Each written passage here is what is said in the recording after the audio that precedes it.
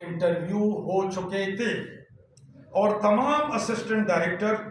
Regular post پر بھرتی ہو چکے تھے۔ یہی دو خطوط میں آپ کے ساتھ آلریڈی شیئر کر چکا ہوں تاکہ آپ لوگوں کے ذہن میں کوئی ابہام نہ رہے۔ جہاں تک فیڈرل سروس کمیشن کا تعلق ہے، اسٹا کوڈ کے مطابق، اسٹا کوڈ جو فیڈرل گورنمنٹ اپلائی کے لیے ہوتا ہے، یا اس کو آپ یوں سمجھیں کہ S O P standing operating procedure for federal government, وہ اس کے مطابق وہ بھی میں آپ کے ساتھ شیئر کر چکا ہوں کہ اس وقت آئی بی جو تھی، intelligence bureau, federal public service commission کی پرویو میں نہیں آتی تھی۔ یہ میں آپ کے ساتھ آلریڈی پیج نمبر 2 پہ آپ دیکھیے، اور اس میں کلیئر کٹ لکھا گیا ہے۔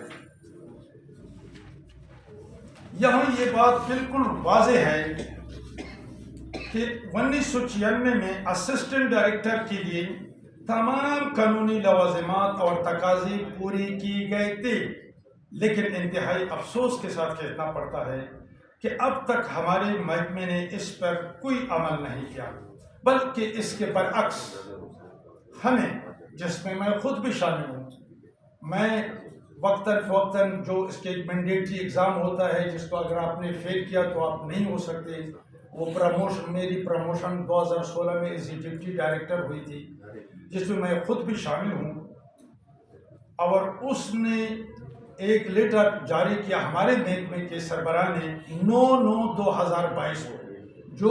بھی میں آپ کے ساتھ شیئر کر چکا ہوں کہ ان کو as a fresh assistant director letter ہمیں ایشو کیا گیا، اور ساتھ ہی ساتھ اس میں یہ بھی لکھا گیا ہے کہ وقت کے ساتھ ساتھ آپ کی فیڈرل سروس کمیشن کا ایگزام بھی ہوگا۔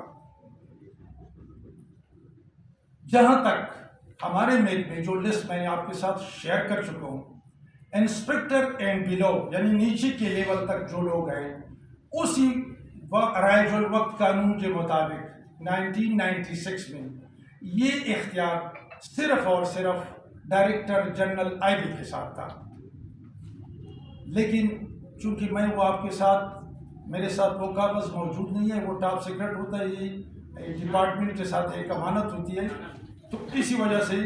اس کا اختیار جو ہمارے محکمے کو بہتر پتہ ہے ان کے ساتھ تھا۔ اب میں آپ لوگوں کی وساطت سے جو میں آپ کے ساتھ میں نے سارے ڈاکومنٹ شیئر کیے اور سب حقیقت آپ کے سامنے بیان کی، اب آپ لوگوں کی وساطت سے وزیر اعظم پاکستان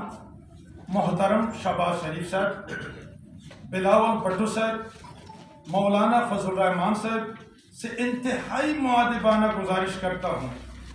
کہ فوری طور پر ایکشن لے کر ہمیں سپریم کورٹ کے فیصلے کی روشنی میں بحال کیا جائے، اور ساتھ ہی ساتھ سپریم کورٹ کے چیف جسٹس صاحب کو التجا کرتا ہوں کہ جو محکمے سپریم کورٹ کے فیصلے پر عمل درآمد نہیں کر رہے ہیں، ان کے خلاف ایکشن لے کر